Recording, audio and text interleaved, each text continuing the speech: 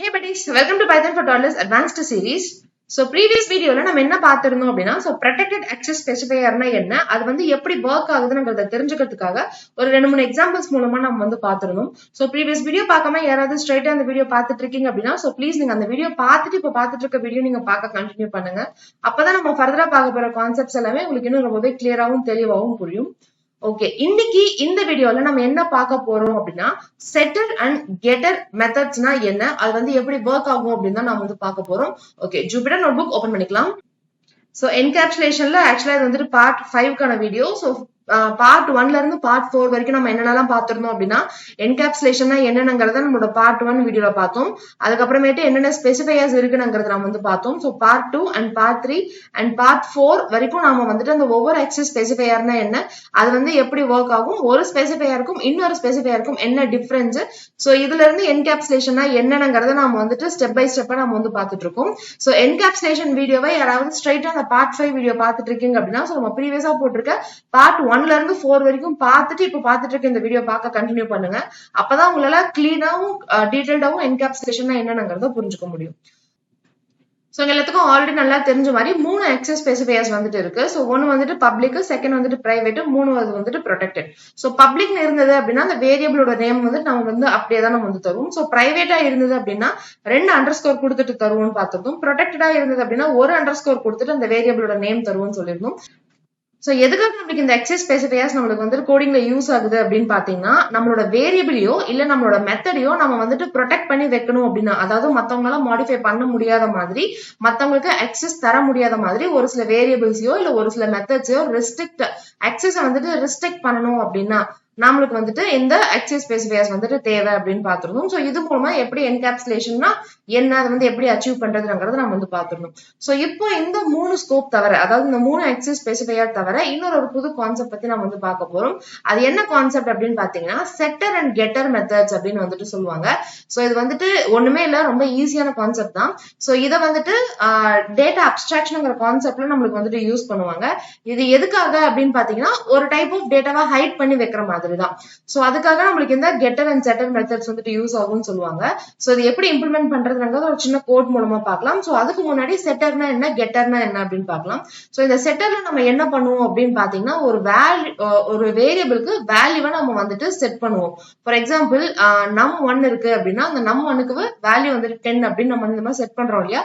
So இந்த set பண்ற value நம்ம வந்துட்டு இந்த செட்டர்ல நம்ம வந்து கொடுப்போம். இந்த கெட்டர்ல நம்ம என்ன பண்ணுவோம் அப்படின்னு பாத்தீங்கன்னா அந்த num1 நாம வந்துட்டு பிரிண்ட் பண்றதுக்காக, அதாவது அந்த வேல்யூவை கெட் பண்றதுக்காக நம்மளுக்கு இந்த கெட்டர் மெத்தட் வந்துட்டு யூஸ் ஆகுது.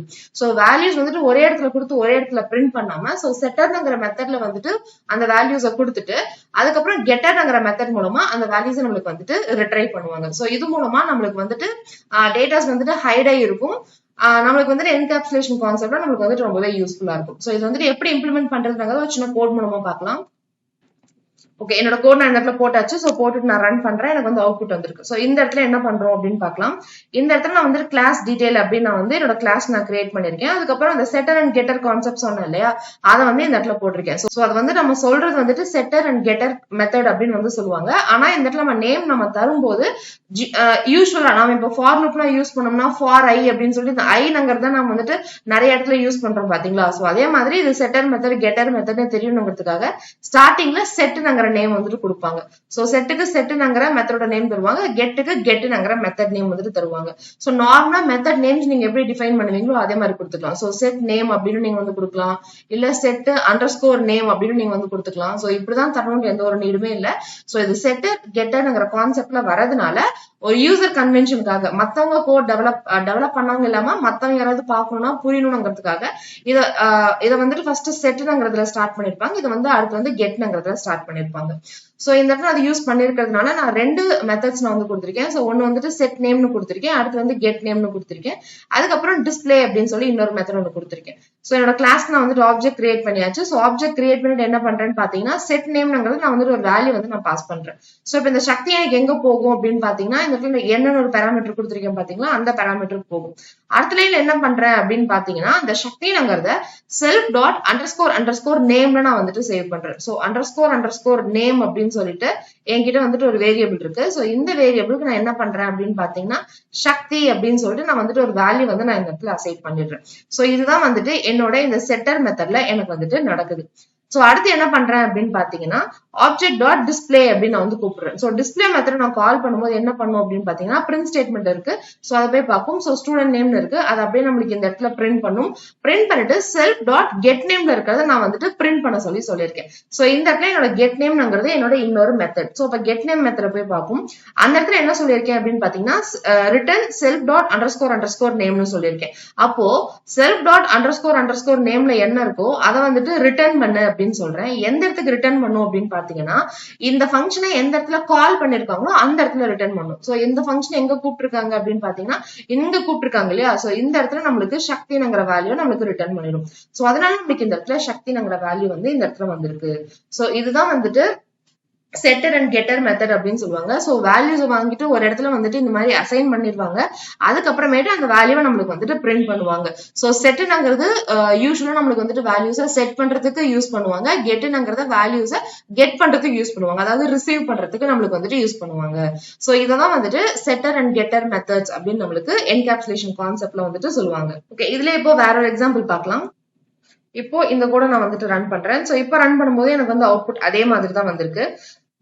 சோ இப்போ இந்த இடத்துல என்ன பண்றேன்னு பாத்தீங்கன்னா சோ அதே மாதிரி கிளாஸ் டீடைல் கொடுத்தாச்சு, செட் நேம் கொடுத்தாச்சு, கெட் நேம் கொடுத்தாச்சு, டிஸ்பிளே மெத்தட் கொடுத்தாச்சு. அதுக்கப்புறமேட்டு ஆப்ஜெக்ட் கிரியேட் பண்றேன். அதுக்கப்புறம் சக்திங்கிற நேம் நான் வந்துட்டு பாஸ் பண்றேன். சோ அதே மாதிரி நம்மளுக்கு இந்த இடத்துல எண்ணுக்கு போகும். சோ அண்டர்ஸ்கோர் அண்டர்ஸ்கோர் நேம் இருக்கு பாத்தீங்களா, அதுல வந்துட்டு நம்மளுக்கு சக்திங்கிற வேல்யூ நம்மளுக்கு இந்த இடத்துல அசைன் ஆயிரும். சோ ப்ரீவியஸ் கோட்ல நடந்துச்சோ அதே மாதிரி தான் நமக்கு வந்து இந்த இடத்துலயும் நடக்கும். அடுத்து டிஸ்பிளே மெத்தட் போகும்போது நான் இந்த இடத்துல என்ன சொல்லியிருக்கேன் அப்படின்னு பாத்தீங்கன்னா செல்ஃப் டாட் நேம்ல இருக்கிறதா பிரிண்ட் பண்ணு அப்படின்னு சொல்லியிருக்கேன். சோ டைரக்டா நம்மளுக்கு என்ன பண்ணும் அப்படின்னு பாத்தீங்கன்னா இந்த நேம்ங்கிற வேரியபிள் நம்மளுக்கு என்ன கண்டென்ட் இருக்கோ அந்த கண்டென்ட்டை எடுத்துட்டு வந்து நம்மளுக்கு இந்த இடத்துல பிரிண்ட் பண்ணிடும். சோ அதனாலதான் நம்மளுக்கு இந்த இடத்துல இந்த அவுட்புட் வந்திருக்கு. சோ ப்ரீவியஸ் கோடுக்கும் இந்த கோடுக்கும் என்ன டிஃபரன்ஸ் அப்படின்னு பாத்தீங்கன்னா சோ ப்ரீவியஸ் கோட்ல நீங்க பாத்தீங்க அப்படின்னா நம்ம என்ன பண்ணிருப்போம் அப்படின்னா செல்ஃப் டாட் கெட் நேம் அப்படின்னு நாம வந்து சொல்லிருந்தோம். சோ நீங்க செட்டர் அண்ட் கெட்டர் யூஸ் பண்றீங்க அப்படின்னா சோ அந்த கெட் நேம் வச்சுதான் நீங்க வந்துட்டு, அதாவது நீங்க கெட்டுக்கு ஒரு மெத்தட் எழுதிருப்பீங்க பாத்தீங்களா, அதை வச்சுதான் நம்ம அக்சஸ் பண்ணணுங்கிற நீட் வந்துட்டு கிடையாது. சோ டைரக்டா இந்த வேரியபிள் நேம் நீங்க இந்த இடத்துல கொடுத்துருக்கீங்க பாத்தீங்களா, சோ அந்த வேரியபிள் நேம் கொடுத்து கூட நீங்க இந்த மாதிரி இந்த இடத்துல அக்சஸ் பண்ணிக்க முடியும். சோ இது வந்து எதுக்காக நான் எக்ஸாம்பிளா சொல்றேன் அப்படின்னு பாத்தீங்கன்னா சோ செட்டர் அண்ட் கெட்டர் எப்படி ஒர்க் ஆகுங்கிறதுக்கு இது வந்து நம்ம எக்ஸாம்பிளா நம்ம வந்து பார்த்தோம். இந்த சப்போஸ் கெட் மெத்தட் இல்ல அப்படின்னா கூட நம்மளால இந்த வேரியபிள் இருக்கு பாத்தீங்களா, இந்த வேரியபிள் வச்சு கூட நம்மளால வேல்யூஸை அக்சஸ் பண்ணிக்க முடியும். ஒரு கான்செப்டை சொல்றதுக்காக தான் இந்த எக்ஸாம்பிள் நம்ம வந்து பார்த்திருக்கோம். ஓகே, இன்னொரு எக்ஸாம்பிள் பார்க்கலாம். ஓகே, இந்த கோட் நான் வந்துட்டு ரன் பண்றேன். சோ இந்த கோட் நம்ம என்ன பண்றோம் அப்படின்னு பாத்தீங்கன்னா ஒரு ஸ்டூடெண்டோட நேமையும் ஏஜையும் நம்ம வந்துட்டு செட் பண்றோம். சோ செட் பண்ணிட்டு அதுக்கப்புறமேட்டு நம்ம வந்துட்டு ரிசீவ் பண்றோம். சோ ப்ரீவியஸ் கோட் பொறுத்த வரைக்கும் நம்ம என்ன பண்ணோம் அப்படின்னு பாத்தீங்கன்னா வெறும் நேம் மட்டும் செட் பண்ணும், அதுக்கப்புறம் அதை வந்து நம்ம ரிசீவ் பண்ணும். ஆனா இந்த கோட்ல வந்துட்டு நேம் அண்ட் ஏஜ் ரெண்டு பண்றோம். சோ இந்த இடத்துல நம்மளுக்கு ரெண்டு செட்டர் அண்ட் கெட்டர் யூஸ் பண்ணிருப்போம். சோ இந்த இடத்துல இந்த பிளாக் ஆஃப் கோட் இருக்கு பாத்தீங்களா, இது வந்துட்டு எதுக்காக அப்படின்னு பாத்தீங்கன்னா நேம வாங்கறதுக்காகவும் பிரிண்ட் பண்றதுக்காகவும். இந்த இடத்துல இந்த ஏஜ் அப்படின்னு நான் போட்டிருக்கேன் பாத்தீங்களா, சோ இது வந்துட்டு எதுக்காக அப்படின்னு பாத்தீங்கன்னா நம்மளோட ஏஜ் வந்துட்டு வாங்கறதுக்காகவும் அதை பிரிண்ட் பண்றதுக்காகவும்.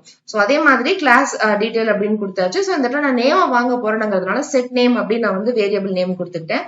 அடுத்ததுல பாத்தீங்கன்னா ஏஜ் வாங்க போறதுனால set age and get age அப்படின்னு நான் வந்து கொடுத்துட்டேன். சோ அடுத்து வந்துட்டு டிஸ்பிளே ஃபங்க்ஷன் யூஸ் பண்ணியாச்சு, அதுக்கப்புறம் ஆப்ஜெக்ட் கிரியேட் பண்ணியாச்சு. சோ செட் நேம்ல நம்ம வந்துட்டு சக்திங்கிற வேல்யூ வந்து பாஸ் பண்றோம். சோ அதே மாதிரி நம்மளுக்கு வந்துட்டு என்ல சக்திங்கிற வேல்யூ போகும். சோ அடுத்த லைன்ல நம்மளுக்கு வந்து அசைன்மெண்ட் நடக்கும். சோ அண்டர்ஸ்கோர் நேம்ல நம்மளுக்கு சக்திங்கிற வேல்யூ நம்மளுக்கு செட்டர் மெத்தட் பொறுத்த வரைக்கும் நம்மளுக்கு வந்து அசைன் ஆயிடும். அசைன் ஆனதுக்கு அப்புறமேட்டு அடுத்த லைன்ல என்ன சொல்றோம் அப்படின்னு பாத்தீங்கன்னா செட் ஏஜ்ல 20ன்னு சொல்றோம். அப்போ இந்த ஏல வந்துட்டு நம்மளுக்கு 20ங்கிறது போயிடும். சோ இந்த இடத்துல அண்டர்ஸ்கோர் ஏஜ்ல வந்துட்டு நம்மளுக்கு 20ங்கிற வேல்யூ போய் நம்மளுக்கு சேவ் ஆயிடும். அதாவது இந்த செட்டர் பொறுத்த வரைக்கும் சோ இந்த லைன்ல நம்மளுக்கு இந்த எக்ஸிகியூஷன் நடந்திருக்கும், இந்த லைன் பொறுத்த வரைக்கும் நம்மளுக்கு இந்த எக்ஸிகியூஷன் நடந்திருக்கும். அதுக்கப்புறம் என்ன பண்றோம் அப்படின்னு பாத்தீங்கன்னா டிஸ்பிளே மெத்தட் கால் பண்றேன். உள்ள வருது ஸ்டூடெண்ட் நேம்ங்கிறது நம்மளுக்கு இந்த இடத்துல பிரிண்ட் பண்ணிடுது. இந்த இடத்துல என்ன பண்றேன் அப்படின்னு பாத்தீங்கன்னா ஆப்ஜெக்ட் டாட் கெட் நேம் அப்படின்னு சொல்லியிருக்கேன்.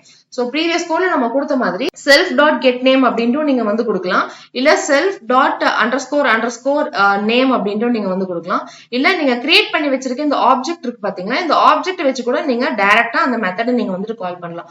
நம்ம ஆப்ஜெக்டோட நேம் கொடுத்துட்டு ஒரு டாட் கொடுத்துட்டு அந்த மெத்தட் நேம் கொடுத்தீங்கன்னா கால் ஆகும். அப்ப கெட் நேம் அப்படின்னா நம்மளுக்கு ஸ்ட்ரைட்டா எங்க போகும், செல்ஃப் டாட் அண்டர்ஸ்கோர் நேம்ல என்ன இருக்கோ அதை வந்து ரிட்டர்ன் பண்ணுன்னு சொல்லியிருக்கோம். சோ இந்த இடத்துல சக்திங்கிறது இருக்கா, அது வந்து நம்மளுக்கு இந்த இடத்துல ரிட்டர்ன் ஆயிடும். சோ நம்மளுக்கு இந்த இடத்துல சக்தின்னு பிரிண்ட் ஆயிருக்கு. அடுத்த லைன் என்ன பண்றேன் அப்படின்னு பாத்தீங்கன்னா செல்ஃப் டாட் அண்டர்ஸ்கோர் ஏஜ் அப்படின்னு சொல்லியிருக்கேன். அப்ப நம்மளுக்கு இந்த இடத்துல செல்ஃப் டாட் அண்டர்ஸ்கோர் ஏஜ்ல நம்மளுக்கு என்ன கண்டென்ட் இருந்துச்சோ இந்த 20ங்கிறத எடுத்துட்டு வந்து நம்மளுக்கு இந்த இடத்துல பிரிண்ட் பண்ணிடும். சோ இந்த கோட்ல இருந்து நம்ம என்ன தெரிஞ்சுக்கலாம் அப்படின்னா, நீங்க வந்துட்டு த்ரூ ஆப்ஜெக்ட் கூட நீங்க அந்த கெட்ங்கிற மெத்தட நீங்க வந்துட்டு அக்சஸ் பண்ணிக்கலாம். இது வந்துட்டு ரொம்ப அன்யூஷுவலான மெத்தட்ஸ் கிடையாது. சோ நம்ம நார்மலா எப்பயும் நம்ம யூஸ் பண்ற மெத்தட்ஸ் மாதிரி தான். இந்த கான்செப்ட வந்துட்டு செட்டர் அண்ட் கெட்டர் அப்படின்னு வந்துட்டு சொல்லுவாங்க. சோ செட்ல நம்ம வந்துட்டு வேரியபிள்ஸ் செட் பண்ணுவோம். சோ கெட்ல என்ன பண்ணுவோம் பாத்தீங்கன்னா அந்த வேரியபிள்ஸ் நம்ம வந்துட்டு ரிசீவ் பண்ணுவோம். சோ இது வந்துட்டு ஒரு லெவல் ஆஃப் டேட்டா ஹைடிங் அப்படின்னு சொல்லுவாங்க. சோ இது வந்துட்டு இந்த மாதிரி சின்ன மாதிரி, அதாவது ஒரு 20 லைன்ஸ் ஆஃப் கோட் போட்டோம் அப்படின்னா நம்மளுக்கு வந்துட்டு நாமளே ஆப்ரேட் பண்றதுனால இது வந்துட்டு அவ்வளவு பெரிய இதுவா நம்மளுக்கு வந்துட்டு தெரியாது. ஆனா இப்ப வந்து நம்ம ஒரு பெரிய கோட் டெவலப் பண்ணி முடிச்சதுக்கு அப்புறமேட்டு யாருக்கிட்டயாவது மாடிஃபிகேஷனுக்கு தரும்போது ஒரு சில டேட்டாஸை ஹைட் பண்ணி தரணும்ங்கிற சிச்சுவேஷன்ஸ் நம்மளுக்கு வந்து வரும். சோ அந்த மாதிரி இடத்துல டேட்டாவை ஹைட் பண்றதுக்காக, அதாவது டேட்டாவோட அப்ஸ்ட்ராக்ட் மட்டும் காட்டுறதுக்காக நம்மளுக்கு வந்துட்டு இந்த மெத்தட்ஸ் எல்லாமே நம்மளுக்கு வந்துட்டு தேவைப்படும். சோ என்டையரா நம்மளுக்கு வந்துட்டு டேட்டாஸை செக்யூர் பண்ணி வைக்கிறதுக்காக, அதாவது மத்தவங்க தப்பா மேனிபுலேட் பண்ணிடக்கூடாதுங்கிறதுக்காகவும் நம்ம டேட்டாஸை ப்ரொடெக்ட் பண்ணி வைக்கிறதுக்காகவும் தான் நம்மளுக்கு இந்த என்கேப்சுலேஷன் யூஸ் ஆகுது. சோ அதுல அக்சஸ் ஸ்பெசிஃபையர்ஸ் பார்த்ததுக்கு அப்புறமேட்டு இன்னொரு கான்செப்ட் என்ன இருக்கு அப்படின்னு பாத்தீங்கன்னா இந்த செட்டர் அண்ட் கெட்டர் மெத்தட்ஸ். சோ அதுவும் இப்ப நம்ம பார்த்த கான்செப்ட் மூலமா எப்படி ஒர்க் ஆகுங்கிறது ரொம்பவே கிளியராகவும் டீடைல்டாகவும் புரிஞ்சிருக்கும்னு நான் நினைக்கிறேன். Happy learning. Bye by.